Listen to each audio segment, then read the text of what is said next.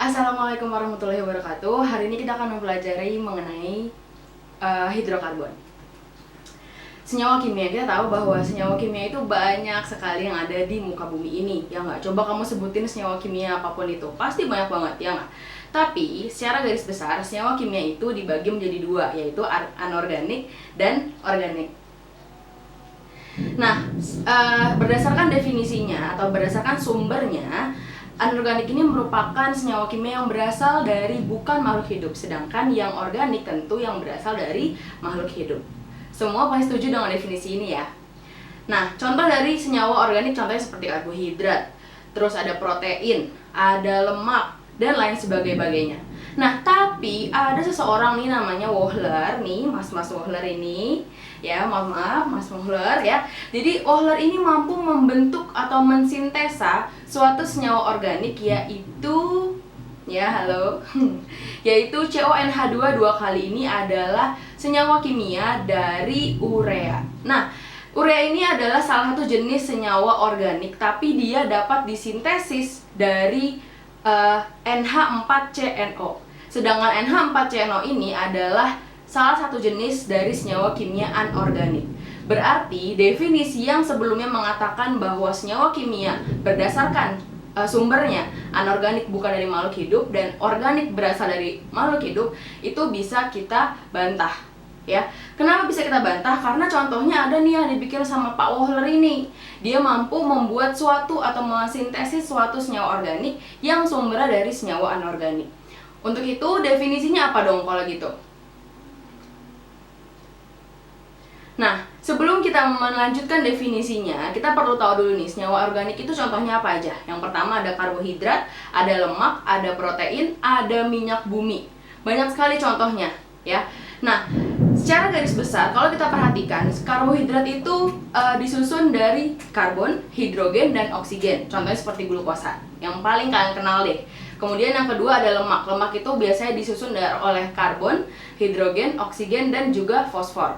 Kemudian untuk protein biasanya ada karbon, hidrogen, oksigen, nitrogen, terkadang ada sulfur. Nah, itu biasanya penyusun sini protein. Kemudian yang terakhir ada minyak bumi. Itu biasanya disusun oleh karbon dan hidrogen. Kalau kita lihat di sini semuanya pasti punya hidrogen, ya nggak? Semuanya punya hidrogen dan juga punya karbon. Ya, untuk itu karena dia semuanya punya karbon atau penyusun utamanya yang pasti adalah karbon dan hidrogen, makanya biasanya senyawa organik itu disebut juga senyawa karbon. Seperti itu ya. Nih kayak gini ya.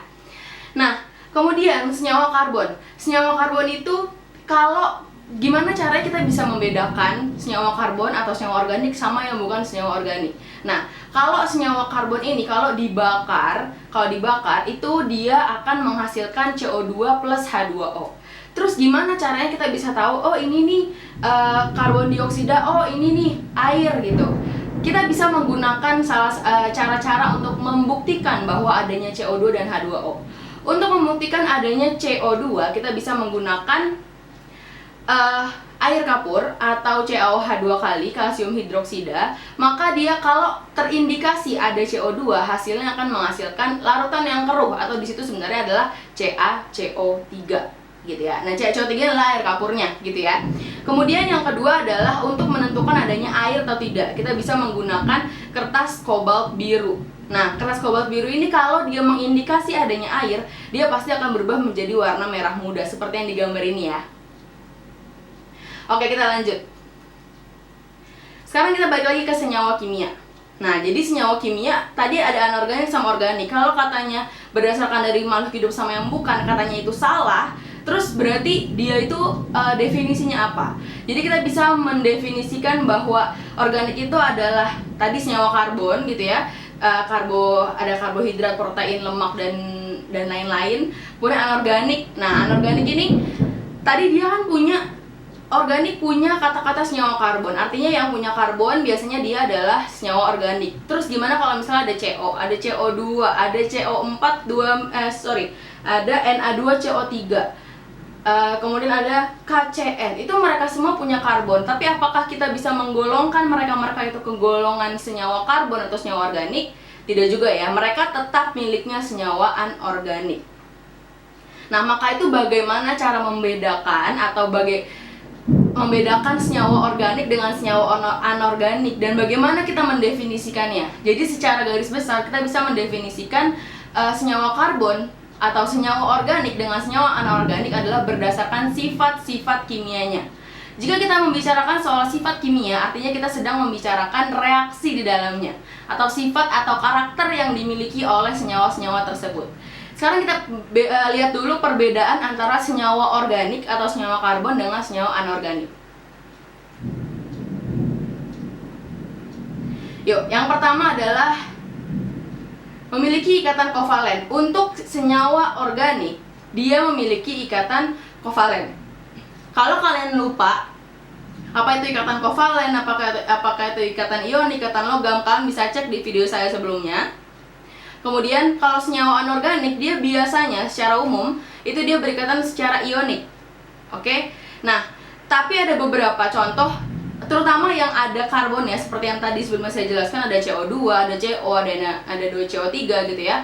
CO3 2-nya, itu biasanya mereka tetap berikatan secara kovalen. Ya, tapi tetap mereka masuknya adalah golongan senyawa anorganik. Hal apa lagi yang bisa membedakan antara senyawa organik dan senyawa anorganik? Yaitu dari titik didih ada titik lelehnya. Nah, karena dia memiliki ikatan kovalen karena dia memiliki ikatan kimia berupa ikatan kovalen, maka biasanya titik didihnya itu lebih rendah dibandingkan dengan ikatan ionik. Ikatan ionik itu biasanya ikatan lebih kuat. Jadi kalau dia lebih kuat, biasanya dia akan lebih tinggi titik didihnya, kayak gitu ya. Oke, kemudian larut dalam pelarut non-polar. Karena dia memiliki ikatan kovalen, otomatis dia juga bisanya larut sama pelarut-pelarut yang non-polar. Sedangkan perbedaannya dengan ikatan anorganik atau ikatan ionik, maka dia harus dilarutkan dalam pelarut yang polar. Contoh yang paling universalnya adalah air gitu ya. Kemudian organik tadi tidak stabil terhadap pemanasan. Makna dari tidak stabil di sini adalah dia sangat mudah sekali terbakar. Tadi di sebelumnya saya juga sudah menjelaskan bahwa untuk menentukan bagaimana cara tahu ini senyawa organik atau bukan, caranya adalah dengan dibakar. Dan dia sangat cepat nih untuk mencapai pemanasan sempurna, yaitu menghasilkan CO2 dengan H2O. Maka dikatakan juga senyawa organik itu tidak stabil terhadap pemanasan, kayak gitu ya. Lanjut, kalau senyawa anorganik justru dia lebih stabil, gitu ya. Dia lebih stabil terhadap pemanasan atau lebih lama untuk bereaksi terhadap pemanasan. Tapi senyawa organik itu dia bereaksi lebih lambat, sedangkan anorganik itu dia bereaksi lebih cepat. Contohnya, misalnya kita punya garam NaCl. Garam NaCl merupakan salah satu contoh senyawa anorganik. Dia juga berikatan ionik. Jika kita larutkan dia dengan air atau kita reaksikan dia dengan air, pasti dia akan langsung terionisasi, gitu ya. Tapi kalau misalnya senyawa organik, kita ambil contoh plastik, karet itu adalah makromolekul besar, ya namanya makro pasti besar ya, atau senyawa-senyawa terkenal yang paling sering digunakan oleh manusia yang merupakan jenis dari senyawa organik atau senyawa karbon. Jika kita tambahkan plastik dengan air misalnya, apa yang terjadi? Tidak terjadi apa-apa ya, tidak terjadi apa-apa. Makanya itu dikatakan senyawa organik itu bereaksi secara lambat, tapi terhadap pemanasan beda lagi gitu ya. Mohon dipahami dulu di sini, oke? Nah, sekarang kita membicarakan soal atom karbon. Sebenarnya apa sih yang membuat karbon itu jadi kayak something special gitu ya? Kenapa disebutnya senyawa karbon? Padahal hidrogen juga selalu ikut sama karbon. Tapi kenapa senyawa organik itu dikatakannya senyawa karbon? Seberapa spesial sih emang si elemen karbon ini gitu ya? Jadi ada 3 hal penting yang menyebabkan senyawa karbon ini menjadi sangat unik gitu ya. Jadi yang pertama itu adalah berdasarkan konfigurasi elektronnya. Oke, jadi yang pertama berdasarkan konfigurasi elektronnya. Kita tahu ya bahwa karbon itu memiliki nomor atom 6. Karena karbon memiliki nomor atom 6, otomatis konfigurasi elektronnya adalah 2, 4. Setuju ya? Nah, kalau kita gambarkan, dia akan membentuk seperti ini. Ya nggak? Struktur Lewisnya. Nah, jumlahnya dia memiliki 4 tangan. 4 tangan ini adalah, atau 4 ikatan. 4 ikatan ini akan cenderung dia akan membentuk ikatan kovalen. Nah, 4 ini adalah jumlah yang sebenarnya cukup banyak untuk bisa membentuk suatu ikatan kovalen. Misalnya ada yang menyanggah, tapi kan ada PC5. P misalnya, P ya. si P ini mampu membentuk 5 tangan misalnya gitu. Tapi kalau kita perhatikan, PCl5 ini akan memiliki penyimpangan kaidah oktet. Karena kalau kita lihat, atom pusatnya akan memegang 10 elektron gitu ya. Sedangkan yang kita butuhkan adalah yang sesuai dengan ikatan atau sesuai dengan kaidah oktet. Nah, karbon itulah yang memiliki syarat-syaratnya. Jadi itu yang pertama ya. Yang pertama adalah tadi karena dia memiliki jumlah peluang untuk membentuk ikatan kovalennya banyak, yaitu 4. Gitu ya. Yang kedua adalah berdasarkan sifat keperiodikannya. Nah, tadi kita udah tahu nih bahwa karbon itu akan memiliki 4 tangan atau 4 ikatan, 4 kemungkinan ikatan kovalen gitu ya, maksimal 4. Nah, terus bagaimana kalau misalnya dengan silikon? Silikon itu kan satu golongan dengan dia dan artinya dia juga memiliki elektron valensi yang sama, yaitu sama-sama 4. Jadi kalau kita gambarkan, silikon itu juga punya tangan 4. Tahu dari mana Kak? Iya, silikon itu kan nomor atomnya 14 ya. Berarti 2, 8, 4 gitu. Nah, terus kenapa karbon tetap menjadi yang lebih unik? Jawabannya adalah kalau kita lihat, dia punya kulit sejumlah 2 untuk yang karbon, sedangkan silikon punya 3 kulit. Dari sini kita tahu bahwa jarak dari inti ke elektron terluar itu lebih dekat karbon dibandingkan dengan silikon. Jarak dari inti ke elektron terluar disebut dengan jari-jari atom. Nah, jari-jari atom yang lebih besar akan menyebabkan ikatan yang lebih rendah. Sedangkan karbon dengan jari-jari atom yang lebih kecil, maka dia memiliki ikatan yang lebih kuat. Itulah kenapa ikatan kovalen yang dimiliki oleh karbon dibandingkan dengan teman segolongannya itu akan tetap lebih kuat si karbon. Seperti itu. Yang ketiga adalah atom karbon mampu membentuk suatu rantai. Nah, jadi karbon itu mampu membentuk sebuah rantai seperti ini, atau seperti ini, atau seperti ini. Ada 3 jenis ikatan yang akan dibentuk oleh karbon, yaitu ikatan tunggal, ini ikatan tunggal, kemudian ikatan rangkap, dan yang ketiga adalah rangkap 3. Nah, silikon itu tidak mampu membentuk ikatan rangkap 3 seperti apa yang dilakukan oleh si karbon. Seperti itu ya. Nah, Kak, kalau misalkan karbon punya tangan 4, terus dia baru ngikat secara tunggal, berarti 3 lainnya apa, Kak? Nah, berarti kita gambarin gini ya. Jadi setiap karbon tetap mengikat 4 ikatan, karena dia belakangnya memang 4. Nah, sisanya lain apa? Ini bisa hidrogen, atau bisa unsur-unsur lain yang sesuai dengan, atau unsur-unsur lain yang akan membentuk molekul apa dia. Oke, next kita bakal ngebahas mengenai rantai karbon. Berbicara mengenai rantai karbon, maka kita juga perlu tahu posisi-posisi apa saja yang dapat dimiliki oleh karbon dalam rantainya. Senyawa karbon atau senyawa organik biasanya memiliki rantai yang cukup panjang, biasanya. Sekarang saya mau mengenalkan beberapa posisi karbon dalam rantainya. Yang pertama ada yang disebut dengan atom C primer. Yang kedua ada atom C sekunder, C tersier, dan C kuartener. Di sebelah kanan ini merupakan contoh dari rantai karbon. Nanti kita akan tentukan mana yang merupakan C primer, mana yang merupakan C sekunder, dan mana merupakan C tersier. Oke. Yang pertama, kita perlu tahu dulu C primer itu apa. C primer itu adalah atom karbon yang mengikat satu atom karbon lain, gitu ya. Kemudian kalau C sekunder merupakan karbon yang mengikat 2 atom karbon lain, sedangkan tersier adalah yang mengikat 3 karbon lain, atau kuartener adalah yang mengikat 4 karbon lain. Sekarang kita tentukan berdasarkan posisinya di contoh berikut ini. C sebelah sini dia hanya mengikat 1 karbon di sebelah sini, artinya dia merupakan C primer.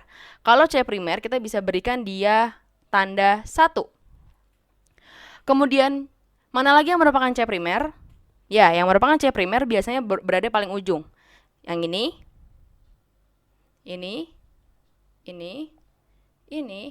dan ini.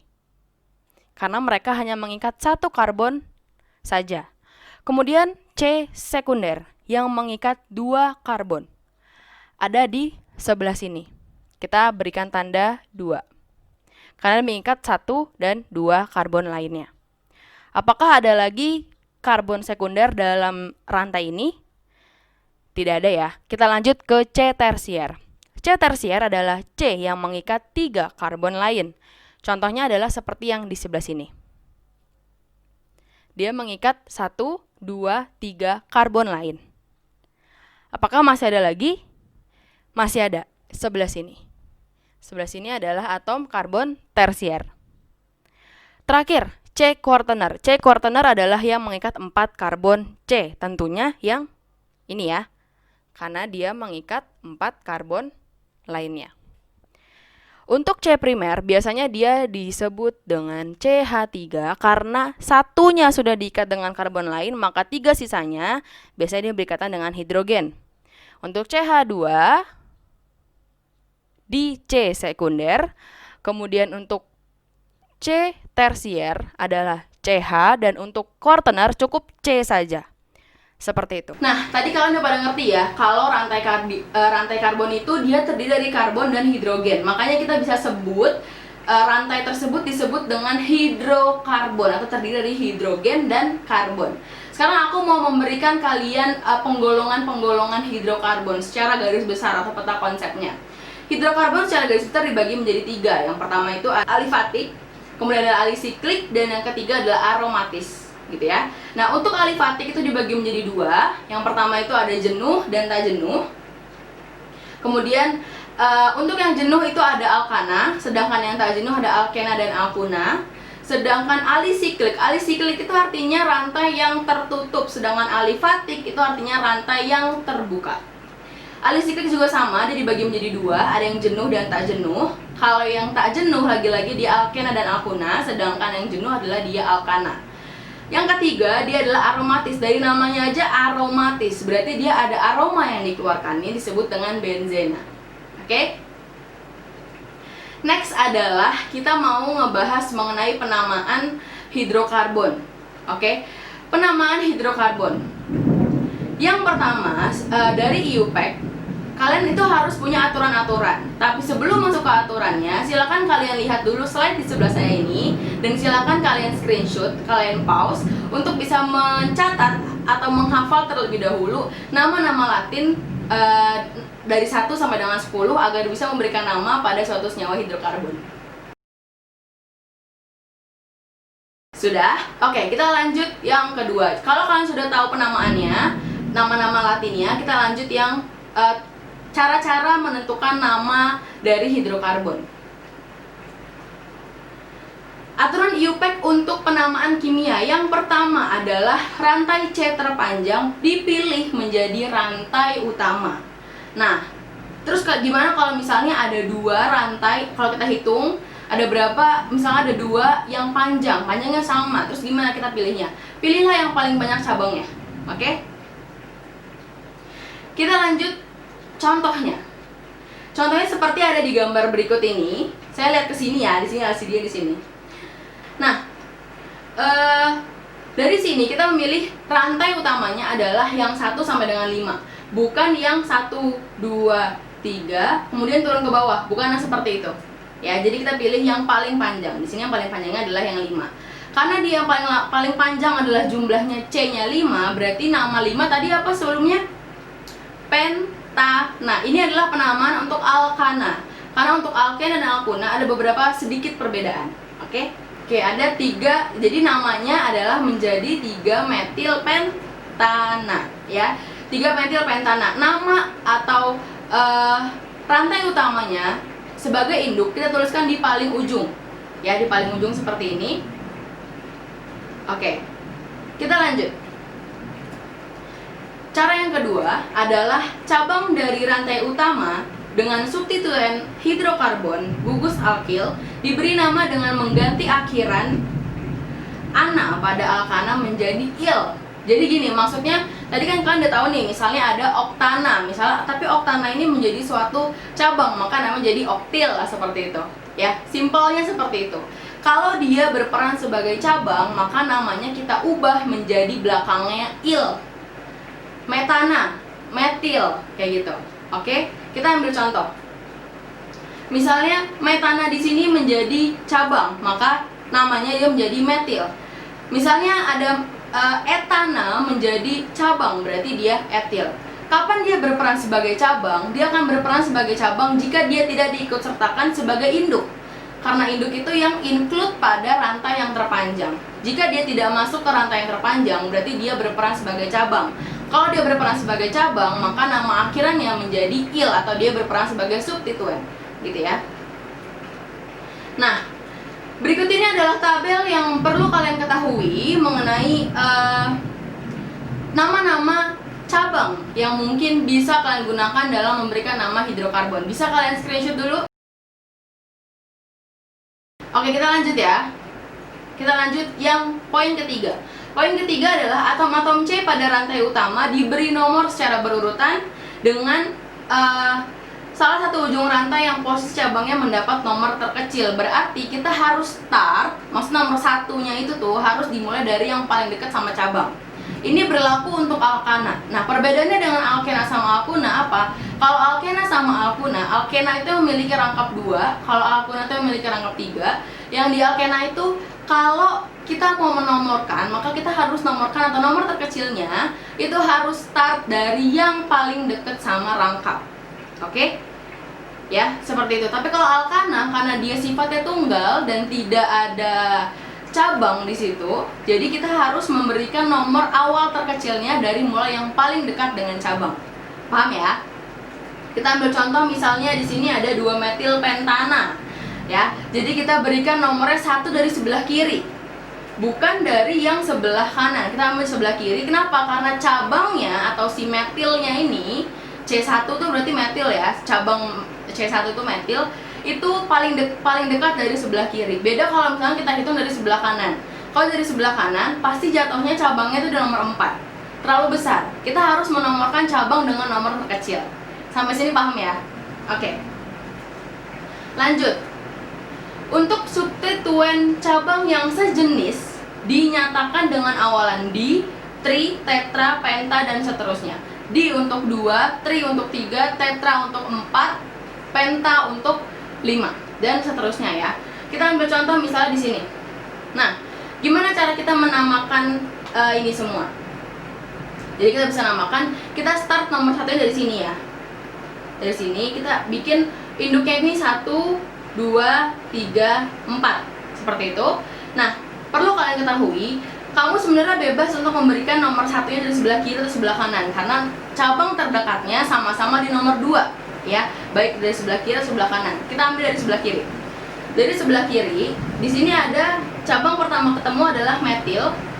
Kemudian di C nomor 3 terdapat 2 metil lagi, ya. Ada CH3 yang di atas sama CH3 yang di bawah. CH3 itu berarti C-nya 1. Kalau C-nya 1 namanya metana. Kalau dia sebagai cabang maka namanya metil, gitu ya. Berarti di sini ada 3 metil nih. Ada 3 metil.